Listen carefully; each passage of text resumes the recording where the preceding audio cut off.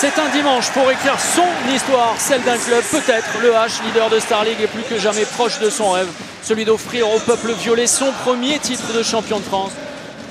Boss auprès, Abdi, avec Thibaut Brié, le gros travail de bloc. Le tir rapide de Nicolas Tourna. Ouais, encore 10 secondes en infériorité numérique, les Nantais vont devoir tenir. Yaya Omar avec Steins, il est passé. Elohim Prandi, tir intelligent pour éviter le coin long haut. Il y retourne tout de suite, hein, Nicolas Tourna, bien évidemment, la passe un peu haute. Attention, Thibaut Brié est auprès, pas assez de recul. C'est finalement pour Abdi.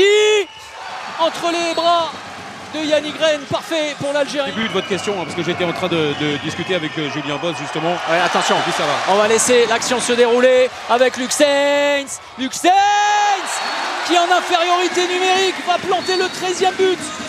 Tout de suite le positionnement entre Yoshida et Romain Lagarde, justement le mouvement de Ferran Solé servi par Steins. Il est important ce moment en infériorité numérique avec ce ballon. Steins qui est presque surpris avec oh superbe, celui qui avait mis un jet de 7 mètres tellement important. Oui, c'est logique, Paris est la meilleure équipe dans cette première période. Il y a eu trop de déchets dans le jeu nantais. Retour au travail pour des Nantais malmenés pendant les 30 premières minutes, mais la vérité d'une période n'est pas celle de la suivante. Nantes va devoir se surpasser, se sublimer, trouver surtout des failles à une défense parisienne qui pose énormément de problèmes. Julien Boss, le croisé Lagarde, oh la superbe défense d'Elohim Prandi, le passage en force. C'est rendu aux Parisiens avec, attention à ce moment, Yaya Omar, le plus 6 en faveur du Paris Saint-Germain.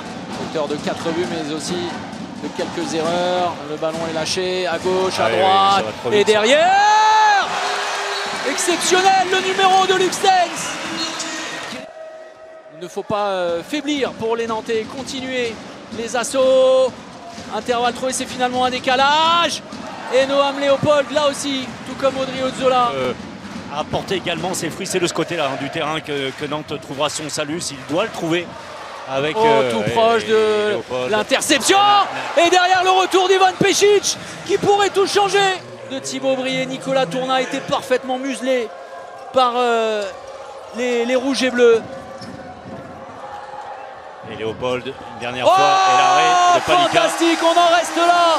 Le succès 34-28. Le championnat de France a un nouveau leader. Il s'appelle le Paris Saint-Germain. Un point d'avance sur Nantes. 2 virtuels avec un goal average particulier. Paris a été grand, a été immense cet après-midi. Nantes en a fait les frais et doit laisser sa première place désormais dauphin du PSG.